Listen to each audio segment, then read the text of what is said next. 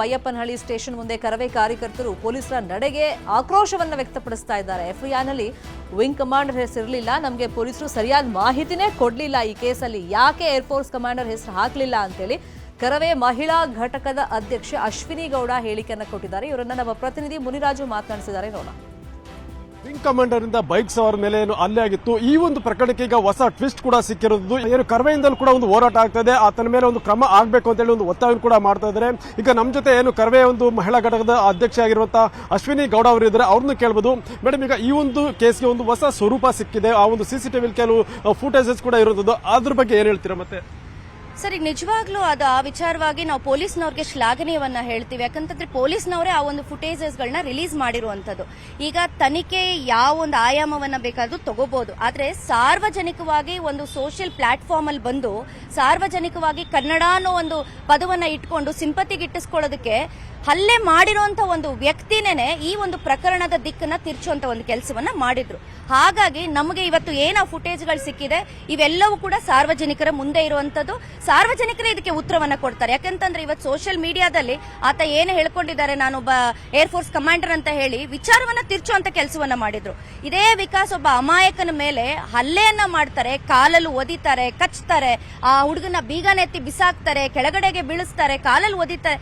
ಇವೆಲ್ಲವೂ ಕೂಡ ಯಾರು ಕೂಡ ಮಾಡಬಾರ್ದು ಸರ್. ಇವೆಲ್ಲವನ್ನ ಆತ ಮಾಡಿ ತದನಂತರದಲ್ಲಿ ವಿಕಾಸ್ ಮಾಡಿದಾನೆ ಅಂತ ಹೇಳಿ ಆತನ ಮೇಲೆ ಬಂದು ಒಂದು ಎಫ್ಐಆರ್ ಅನ್ನ ಮಾಡುವಂತದ್ದು, ಇದೆಲ್ಲವೂ ನಾವು ನೋಡ್ತಾ ಇದೀವಿ. ಆದ್ರೆ ಯಾಕೆ ಆ ಏರ್ಫೋರ್ಸ್ ಕಮಾಂಡರ್ ಮೇಲೆ ಒಂದು ಎಫ್ಐಆರ್ ಆಗಿರೋದಿಲ್ಲ ಅಂತ ಹೇಳಿ ತಡರಾತ್ರಿ ಬಂದು ಒಂದಷ್ಟು ಕನ್ನಡ ಪರ ಸಂಘಟನೆಯವರು ಮತ್ತೆ ನಮ್ಮ ಕರ್ನಾಟಕ ರಕ್ಷಣಾ ವೇದಿಕೆಯ ಒಂದಷ್ಟು ಜನ ಸಹೋದರರು ಬಂದು ಪ್ರಶ್ನೆಯನ್ನ ಮಾಡಿದಾಗ ಬೈಯಪ್ಪನಹಳ್ಳಿ ಸ್ಟೇಷನ್ ಅಲ್ಲಿ ನಾವು ಎಫ್ಐಆರ್ ಅನ್ನ ಮಾಡ್ತೀವಿ ಅಂತ ಹೇಳಿ ಕಳಿಸುವಂತದ್ದು.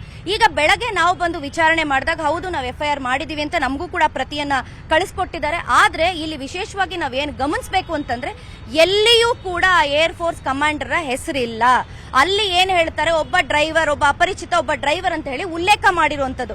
ಹಾಗಾಗಿ ಈ ಪ್ರಕರಣದ ದಿಕ್ಕು ಎಲ್ಲಿಗೆ ಹೋಗ್ತಾ ಇದೆ? ನೀವು ವಿಕಾಸನ ಕರ್ಕೊಂಡು ಬಂದು ಕಸ್ಟಡಿಯಲ್ಲಿ ಕೂರಿಸ್ಕೊಂಡು ನಿನ್ನೆಯಿಂದಾನು ಕೂಡ ನೀವು ಬಿಟ್ಟಿಲ್ಲ. ಅವನಿಗೆ ಅಗತ್ಯವಾಗಿ ಬೇಕಾಗಿರುವಂತದ್ದು ಚಿಕಿತ್ಸೆ. ನೀವೀಗ ಅವನನ್ನು ಕೋರ್ಟ್ ಪ್ರೊಡ್ಯೂಸ್ ಮಾಡ್ತೀವಿ ಅಂತ ಹೇಳ್ತಾ ಇದ್ದೀರಾ. ಇದೇ ರೀತಿ ತನಿಖೆಯನ್ನ ಕೂಡ ಏರ್ ಫೋರ್ಸ್ ಕಮಾಂಡರ್ ಮೇಲೆ ಆಗಬೇಕು ಅಂತ ಹೇಳಿ ನಾವು ಒತ್ತಾಯವನ್ನ ಮಾಡ್ತಾ ಇದ್ದೀವಿ.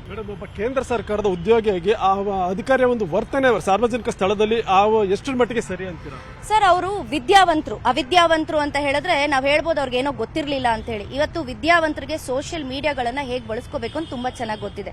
ಒಬ್ಬ ವಿದ್ಯಾವಂತ ಅಂತ ಒಂದು ದೊಡ್ಡ ಸ್ಥಾನದಲ್ಲಿ ಇರುವಂತವ್ರು ಇಷ್ಟು ಕೀಳ್ ಮಟ್ಟಕ್ಕೆ ಇಳಿತಾರೆ ಅಂತಂದ್ರೆ ನಿಜವಾಗ್ಲೂ it is a shame on him ಅಂತ ನಾನು ಹೇಳೋದಕ್ಕೆ ಇಷ್ಟಪಡ್ತೀನಿ ಸರ್. ಮುಂದಿನ ನಿಮ್ಮ ಹೋರಾಟ ಯಾವ ರೀತಿ ಇರುತ್ತೆ ಸರ್? ನಾವು ವಿಕಾಸ್ ಮತ್ತೆ ವಿಕಾಸ್ ಅವರ ಕುಟುಂಬದ ಜೊತೆಯಲ್ಲಿ ಅವರಿಗೆ ಸಾಂತ್ವನವನ್ನ ನಾನು ಹೇಳ್ತೀನಿ. ಅವ್ರ ತಾಯಿಯವರು ಈಗ ಬಂದಿದ್ದಾರೆ, ಅವ್ರ ಜೊತೆಗೆ ನಾನು ಕೂಡ ನಿಂತ್ಕೋತೀನಿ. ಹಾಗೆ ಕರ್ನಾಟಕ ರಕ್ಷಣಾ ವೇದಿಕೆ ಖಂಡಿತವಾಗ್ಲೂ ಅವರಿಗೆ ಏನೇ ಕಾನೂನಾತ್ಮಕವಾಗಿ ಅವ್ರಿಗೆ ಏನೇ ಒಂದು ಸಲಹೆ ಬೇಕಾದ್ರೂ, ಅವ್ರಿಗೆ ಯಾವುದೇ ತರದ ಸಹಾಯ ಬೇಕಾದ್ರೂ ಕೂಡ ನಾವು ವಿಕಾಸ್ ಜೊತೆ ಮತ್ತೆ ಅವರ ಕುಟುಂಬ ಜೊತೆ ಇರ್ತೀವಿ ಅಂತ ಹೇಳಿ ಮುಖಾಂತರ ಹೇಳೋದಕ್ಕೆ ಬಯಸ್ತೀನಿ. ಕನ್ನಡಿಗರ ಮೇಲೆ ಐಎಎಫ್ ಅಧಿಕಾರಿ ಹಲ್ಲೆ ಖಂಡನೀಯ. ಉತ್ತರ ರಾಜ್ಯಗಳಿಂದ ವಲಸೆ ಬಂದವರಿಂದ ಕನ್ನಡಿಗರ ಮೇಲೇನೆ ದೌರ್ಜನ್ಯ ನಡೆಸಲಾಗ್ತಿದೆ ಅಂತ ಹೇಳಿ ಎಕ್ಸ್ನಲ್ಲಿ ಜೆಡಿಎಸ್ ಪೋಸ್ಟ್ ಅನ್ನ ಹಾಕಿ ಈ ಘಟನೆಯನ್ನ ತೀವ್ರ ರೀತಿಯಲ್ಲಿ ಖಂಡಿಸಿದೆ.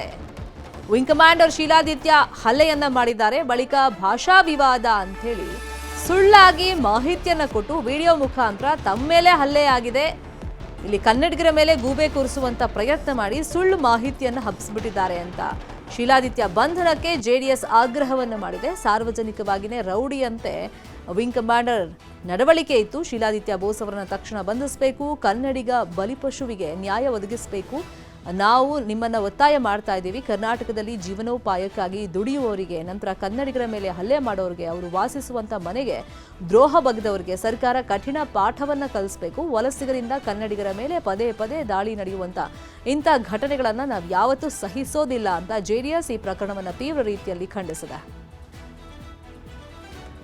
ಕನ್ನಡಿಗರ ಮೇಲೆ ಐಎಎಫ್ ಅಧಿಕಾರಿ ದರ್ಪವನ್ನ ತೋರಿದಂತ ಪ್ರಕರಣ ಸಂಬಂಧ ತಾನೇ ಹಲ್ಲೆ ಮಾಡಿ ತನ್ನ ಮೇಲೆ ಹಲ್ಲೆ ಆಗಿದೆ ಅಂತೇಳಿ ಸುಳ್ಳು ಕಥೆಯನ್ನ ಸೋಷಿಯಲ್ ಮೀಡಿಯಾದಲ್ಲಿ ವಿಡಿಯೋ ಮಾಡಿ ಕತೆ ಕಟ್ಟಿದ್ದ ಈ ವಿಂಗ್ ಕಮಾಂಡರ್ ಐಎಎಫ್ ಅಧಿಕಾರಿ ಬೋಸ್ ಮೇಲೆ ಕೊಲೆ ಯತ್ನದ ಕೇಸನ್ನ ಈಗ ದಾಖಲು ಮಾಡಲಾಗಿದೆ. ಅಧಿಕಾರಿ ವಿರುದ್ಧ ಕ್ರಮಕ್ಕೆ ಕನ್ನಡಿಗರು ಒತ್ತಾಯವನ್ನ ಮಾಡ್ತಾ ಇದ್ದಾರೆ. ಬೈಯಪ್ಪನಹಳ್ಳಿ ಠಾಣೆ ಮುಂದೆ ಕರವೇ ಪ್ರತಿಭಟನೆಯನ್ನ ಮಾಡಿದೆ. ಶೀಘ್ರವೇ ಅಧಿಕಾರಿಯನ್ನ ಬಂಧಿಸಬೇಕು, ಕರ್ಕೊಂಡ್ಬರ್ಬೇಕು ಅವ್ರನ್ನ ಫಸ್ಟ್ ಇಲ್ಲಿಗೆ ಅಂತ ಹೇಳಿ ಒತ್ತಡವನ್ನ ಹೇರ್ತಾ ಇದ್ದಾರೆ ಕರವೇ ಕಾರ್ಯಕರ್ತರು. ಈಗ BNS 109, 115/2, 304 324, 352 ಅಡಿಯಲ್ಲಿ ಎಫ್ಐಆರ್ ದಾಖಲು ಮಾಡಲಾಗಿದೆ. ಕೊಲೆ ಯತ್ನ ಕೇಸನ್ನ ಈಗ ಫೈನಲಿ ಪೊಲೀಸರು ಆತನ ವಿರುದ್ಧ ದಾಖಲು ಮಾಡಿಕೊಂಡಿದ್ದಾರೆ. ಫಸ್ಟ್ ಎಫ್ಐಆರ್ ಮಾಡಕ್ ಕೇಳಿರಲಿಲ್ಲ, ಆತನ ಹೆಸರನ್ನ ಬಿಟ್ಟಿದ್ರು. ಆದರೆ ಶತಾಯ ಗತಾಯ ರಾತ್ರಿಯೆಲ್ಲ ಪೊಲೀಸ್ ಠಾಣೆ ಮುಂದೆ ಕರವೇ ಕಾರ್ಯಕರ್ತರು ಒತ್ತಡವನ್ನ ಹಾಕಿ ಪ್ರತಿಭಟನೆಯನ್ನ ಮಾಡಿದ್ರಿಂದ ಕೊಲೆ ಯತ್ನದ ಕೇಸನ್ನ ಈಗ ಎಫ್ಐಆರ್ ಕಾಪಿನಲ್ಲಿ ಪೊಲೀಸರು ಮೆನ್ಷನ್ ಮಾಡ್ಕೊಂಡಿದ್ದಾರೆ. ಈಗ ಕರವೇ ಅವರು ಆಗ್ರಹ ಮಾಡ್ತಿರೋದು ಅಂದರೆ ಕನ್ನಡಿಗರ ಮೇಲೆ ಈತ ಗೂಬೆ ಕೂರಿಸುವಂಥ ಪ್ರಯತ್ನ ಸುಳ್ಳಾಗಿ ಮಾಡಿದ್ರಿಂದ, ಅಂದರೆ ಈತನೇ ಹಲ್ಲೆ ಮಾಡಿರೋದು, ಈತನ ಮೇಲೆ ಕನ್ನಡಿಗರು ಹಲ್ಲೆ ಮಾಡಿದ್ದಾರೆ, ಕನ್ನಡ ಮಾತನಾಡಿಲ್ಲ ಅಂತ ಹಲ್ಲೆ ಮಾಡಿದ್ದಾರೆ ಅಂತೆಲ್ಲ ಏನು ಆರೋಪಗಳನ್ನು ಮಾಡಿದ್ದ. ಸೊ ನಿಟ್ಟಲ್ಲಿ ಆತನ ಬಂಧನ ಆಗಬೇಕು ಅಂತ ಹೇಳಿ ಕರವೇ ಈಗ ಒತ್ತಡವನ್ನು ಹೇರೋ ಪ್ರಯತ್ನವನ್ನ ಮಾಡ್ತಾ ಇದ್ದಾರೆ.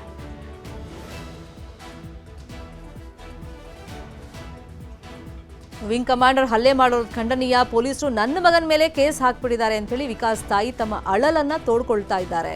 ಪೊಲೀಸರ ನಡೆಗೆ ವಿಕಾಸ್ ತಾಯಿ ಜ್ಯೋತಿ ಬೇಸರವನ್ನ ವ್ಯಕ್ತಪಡಿಸಿದ್ದಾರೆ. ಅವರು ನ್ಯೂಸ್ 18 ಜೊತೆ ಮಾತಾಡಿದ್ದಾರೆ. ವಿಂಗ್ ಕಮಾಂಡರ್ ಇಂದ ಹಲ್ಲೆಗೊಳಗಾಗಿರುವಂತಹ ವಿಕಾಸ್ ಕುಮಾರ್ ತಾಯಿ ಇದ್ದಾರೆ, ಅವ್ರನ್ನೇ ಮಾತಾಡಿಸಬಹುದು. ಅಮ್ಮ, ಅವತ್ತು ವಿಕಾಸ್ ಕುಮಾರ್ ಎಲ್ಲಿಗೆ ಹೋಗಿ ಬರ್ತಾ ಇದ್ರು, ಹೇಗೆ ಈಗ ಇನ್ಸಿಡೆಂಟ್ ಆಯ್ತು? ಮಾಲೂರ್ಗೆ ಹೋಗಿ ಅವನ ಹಬ್ಬಕ್ಕೆ ಅಂತೇಳಿ ಅವ್ರ ಫ್ರೆಂಡ್ ಮನೆ ಹಬ್ಬಕ್ಕೆ ಅಂತ ಹೋಗಿದ್ದ, ಮಾಲೂರಿಂದ ಬರುವಾಗ ಆಗಿರೋದು. ಹೇಗಾಯ್ತು ಅಮ್ಮ ಇನ್ಸಿಡೆಂಟ್? ಹೇಗಾಯ್ತು ಅಂದರೆ ಸಿಗ್ನಲಲ್ಲಿ ಅವರು ನಮ್ಮ ಗಾಡಿ ಟಚ್ ಮಾಡಿದ್ದಾರೆ. ಇವನು ಏನು ಆಯ್ತಲ್ಲ ಅಂತಂದು ಹೇಳ್ಬಿಟ್ಟು ತಿರುಗಿ ನೋಡಿದಾಗ ಆ ಲೇಡಿ ಶೌಟ್ ಮಾಡಿದ್ದಾಳೆ, ಕೂಗಾಡಿದ್ದಾಳೆ. ನೀವೇ ಟಚ್ ಮಾಡಿ ನೀವೇ ಕೂಗಾಡ್ತಾ ಇದ್ದೀರಾ ಅಂತಂದೇಳಿ ಅವ್ರು ಕೋಪ ಮಾಡಿದಾನೆ ಇವನು. ಅಷ್ಟಕ್ಕೆ ಕಮಾಂಡರ್ ಎದ್ದು ಬಂದು ಅವನೇನು ಕನ್ನಡ ಗೊತ್ತಿದೇನೋ ಗೊತ್ತಿಲ್ವೋ ಗೊತ್ತಿಲ್ಲ ಬಂದು ಇಟ್ಕೊಂಡು ಇವನನ್ನು ಹೊಡೆದಿದ್ದಾನೆ, ಅಲ್ಲೇ ಮಾಡಿದ್ದಾನೆ. ಮತ್ತೆ ಅವರು ಅಲ್ಲೇ ಮಾಡಿದ್ದಾರೆ, ಮತ್ತೆ ಈಗ ಕಂಪ್ಲೇಂಟ್ ಕೂಡ ಅವರೇ ಕೊಟ್ಟಿದ್ದಾರೆ, ನಿಮ್ಮ ಮಗ ಅರೆಸ್ಟ್ ಆಗಿದ್ದಾರೆ. ಅದೇ ನಮಗೆ ಗೊತ್ತಿಲ್ಲ, ಇದು ಯಾಕೆ ಅವನೇ ಮಾಡಿ ಅವನೇ ಕಂಪ್ಲೇಂಟ್ ಕೊಟ್ಟಿದ್ದಾನೆ ಅನ್ನೋದು ಗೊತ್ತಾಗ್ತಾ ಇಲ್ಲ, ಇದು ಏನಾಗಿದೆ ಅಂತ. ಮತ್ತೆ ಸೋಷಿಯಲ್ ಮೀಡಿಯಾದಲ್ಲಿ ಕೂಡ ಈ ರೀತಿ ಆಗಿದೆ, ಕರ್ನಾಟಕ ವಿಚಾರ ಕನ್ನಡದ ನೆಲದಲ್ಲಿದ್ದೀನಿ ಅಂತ ಹೇಳಿ ಕೂಡ ಒಂದು ಪ್ರಸ್ತಾಪವನ್ನು ಮಾಡಿದ್ದಾರೆ. ಇಲ್ಲ, ಅದೇ ಬಂದಿರೋದು. ಈಗ ಕನ್ನಡದವರು ಯಾರು ಏನೇ ಇದು ಮಾಡಿದ್ರು ಸಹಿಸ್ಕೊಳ್ತೀವಿ ಅನ್ನೋದಕ್ಕೆ ಈ ಥರ ಹೊರ ರಾಜ್ಯದಿಂದ ಬಂದವರು ನಮ್ಮ ಕನ್ನಡದವ್ರ ಮೇಲೆ ದೌರ್ಜನ್ಯ ಮಾಡ್ತಾ ಇದ್ದಾರೆ. ಅದನ್ನ ಇವರು ಖಂಡಿಸ್ಬೇಕು, ಪೊಲೀಸರುಗಳು ಖಂಡಿಸ್ಬಿಟ್ಟು ಫಸ್ಟ್ ಫುಟೇಜ್ ಎಲ್ಲ ಚೆಕ್ ಮಾಡಿ ಆಮೇಲೆ ಕಂಪ್ಲೇಂಟ್ ತಗೋಬೇಕಿತ್ತು. ಬಟ್ ಅದನ್ನ ಮಾಡಿಲ್ಲ, ಏಕಾಏಕಿ ನನ್ನ ಮಗನ ಮೇಲೆ ಕಂಪ್ಲೇಂಟ್ ತಗೊಂಡಿದ್ದಾರೆ. ಏನಾದ್ರು ಈ ವಿಚಾರದ ಬಗ್ಗೆ ಹೇಳ್ಕೊಂಡಿದ್ರು? ಹೌದು, ಹೇಳ್ದೆ, ಹಿಂಗೆ ಆಯ್ತು ಮಮ್ಮಿ ಹೊರಗಡೆಗೆ ಅಂತ ಹೇಳ್ದ. ಸರಿ, ಹುಡುಗರಲ್ವಾ ಹೊರಗಡೆ ಏನೋ ಮಾಡ್ಕೊಂಡಿರ್ತಾರೆ, ಚಿಕ್ಕದಾಗ ಏನೋ ಆಗಿರುತ್ತೆ ಅಂತ ಹೇಳ್ಬಿಟ್ಟು ನಾವು ಕಂಪ್ಲೇಂಟ್ ಕೊಡೋಕ್ಕೆಲ್ಲ ಹೋಗೋದು ಬೇಡ ಅಂತಂದು ಹೇಳ್ಬಿಟ್ಟು ಸುಮ್ಮನಾಗಿದ್ವಿ. ಬಟ್ ಸಂಜೆ 4 ಗಂಟೆವರೆಗೂ ಇದು ಕಂಪ್ಲೇಂಟ್ ಆಗಿದೆ ಅನ್ನೋದು ನಮಗೂ ವಿಷಯ ಗೊತ್ತಿರಲಿಲ್ಲ. ಪೊಲೀಸರು ಮನೆಗೆ ಬಂದಮೇಲೆ ಗೊತ್ತಾಗಿದ್ದು ಕಂಪ್ಲೇಂಟ್ ಮಾಡಿದ್ದಾನೆ ಅವನು ಅಂತಂದು. ಆ ಟೈಮಲ್ಲಿ ಮನೇಲೇ ಇದ್ರು ವಿಕಾಸ್? ಹೌದು, ಮನೇಲೇ ಇದ್ದೆ. ಯಾಕಂದ್ರೆ ತಪ್ಪೇನು ಮಾಡಿಲ್ಲ, ಓಡೋಗಂತ ಮಗನೂ ಅಲ್ಲ ಅವನು. ತಪ್ಪು ಮಾಡಿಲ್ಲ ಅಂದಮೇಲೆ ಯಾಕೆ ಎದ್ಕೊಂಡು ಓಡೋಗ್ಬೇಕು? ಹಂಗಾಗಿ ಕಂಪ್ಲೇಂಟ್ ಆಗುತ್ತೆ ಅನ್ನೋದೇ ಗೊತ್ತಿಲ್ಲ ನಮಗೆ, ಹಂಗಾಗಿ ಅವ್ನ ಮನೇಲೇ ಇದ್ದ. ಅವನು ಏನ್ ಕೆಲಸ ಮಾಡ್ತಿದ್ರು ಮಗ? ಅವನು ಪ್ರೈವೇಟ್ ಕಂಪ್ನಿಯಲ್ಲಿ ಜಾಬ್ ಮಾಡ್ತಾನೆ. ಮತ್ತೆ ಈಗ ನೀವು ಕೂಡ ಕೌಂಟರ್ ಕಂಪ್ಲೇಂಟ್ ಕೊಟ್ಟಿದ್ರ, ಏನ್ ವಿಚಾರಕ್ಕೆ? ಮತ್ತೆ ಈಗ CCTV ಕೆಲವು ವಧೆ ತಿಂತಿರೋದು ವಿಕಾಸ್ ಕುಮಾರ್ ಅಂತ ಕಾಣುತ್ತೆ, ಅದಕ್ಕೇನೆ ಕೌಂಟರ್ ಕಂಪ್ಲೇಂಟ್ ಕೊಟ್ಟಿರೋದು ನಾವು. ಅಲ್ಲ, ತಪ್ಪಿಲ್ದೆ ಇವಾಗ ನನ್ನ ಮಗನ ಹಿಡ್ಕೊಂಡು ಹೊಡಿತಾ ಇದ್ದಾರೆ, ಆದ್ರೂ ಇವ್ರಿಗೆ ಪೊಲೀಸರಿಗಾಗ್ಲಿ ಯಾರಿಗೂ ನ್ಯಾಯ ಗೊತ್ತಾಗ್ತಾ ಇಲ್ವಾ ಅಂತ ಅನಿಸ್ತಾ ಇದೆ. ಅವನ ಮೇಲೆ ಮಾನನಷ್ಟ ಮೊಕದ್ದಮೆನೂ ಹಾಕ್ತೀನಿ, ಮತ್ತೆ ಆಫ್ ಮರ್ಡರ್ ಕೇಸ್ ಮೇಲೂ ಅವ್ರ ಮೇಲೆ ಕಂಪ್ಲೇಂಟ್ ಕೊಡ್ತೀನಿ ನಾನು. ಇದು ವಿಕಾಸ್ ಕುಮಾರ್ ತಾಯಿ ಜ್ಯೋತಿ ಅವರು ಹೇಳ್ತಾ ಇರೋದು. ಏನೀಗಾಗಲೇ ಈ ಕೇಸ್ ಸಂಬಂಧಪಟ್ಟಂತೆ ಮಗನನ್ನ ಅರೆಸ್ಟ್ ಮಾಡಿದ್ರೆ, ಮತ್ತೆ ಈಗ ವಿಂಗ್ ಕಮಾಂಡರ್ ಮೇಲೆ ಒಂದು ಮಾನನಷ್ಟ ಮೊಕದ್ದಮೆಯನ್ನು ಕೂಡ ಹೂಡೋದ್ರ ಬಗ್ಗೆ ಅವರು ಚಿಂತನೆಯನ್ನು ಕೂಡ ನಡೆಸಿದ್ದಾರೆ. ಕ್ಯಾಮರಾ ಪರ್ಸನ್ ಯೋಗೇಶ್ವರ್ ಜೊತೆ ಮುನಿರಾಜು, ನ್ಯೂಸ್ 18 ಬೆಂಗಳೂರು.